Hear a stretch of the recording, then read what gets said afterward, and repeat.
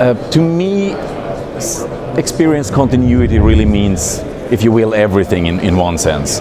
It's what I see when I talk about the experience continuity, is all the products, all the tools we have that are built into our products that actually can offer that true user experience that incorporates everything from network access, automation, over to data analytics in order to understand very complex handover behaviors. And I think that's the way it's built, is really that today the users have all the power, right? So we all know that if you screw up with the service, you're out of users. The user will always define which service will be good and which will be bad, and they are pretty promiscuous when it comes to their choices of different operators, for example.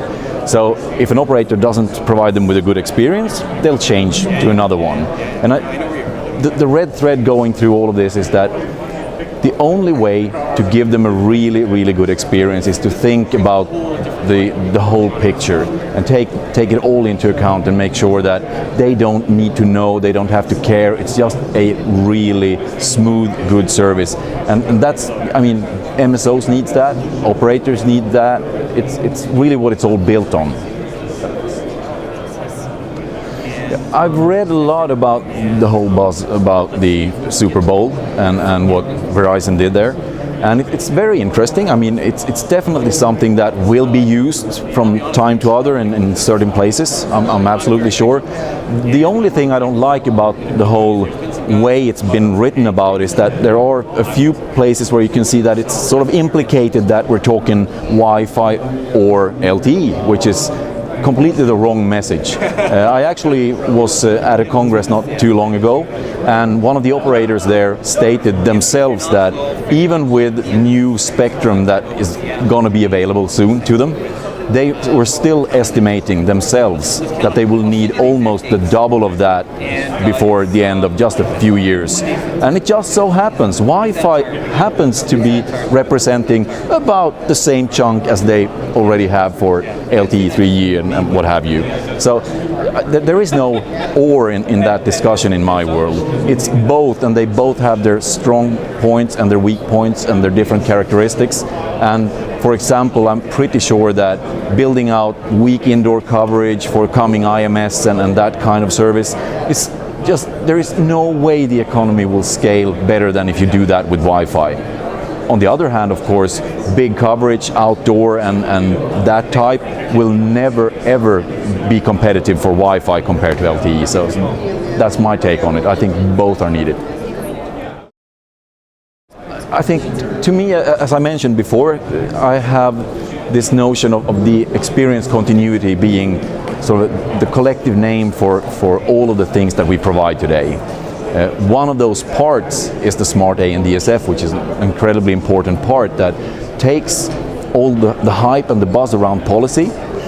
This is something we actually developed before it became a buzz and a hype. We've got a solution that is proven by the market, and it's out there in millions and more millions of live handsets today. So it's sort of grown in accordance to what customers really need, and we've been adding on from ANDSF standards to follow all the parts and pieces that are available today.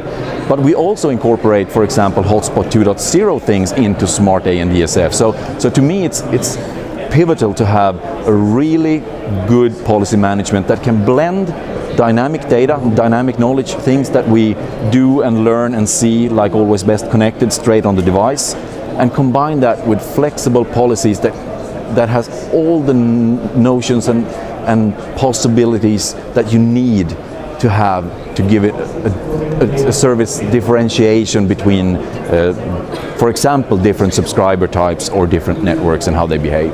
So it's a very important piece of the experience continuity. My takeaway from Barcelona this year is that I was actually not here last year. I missed out on last year's Congress.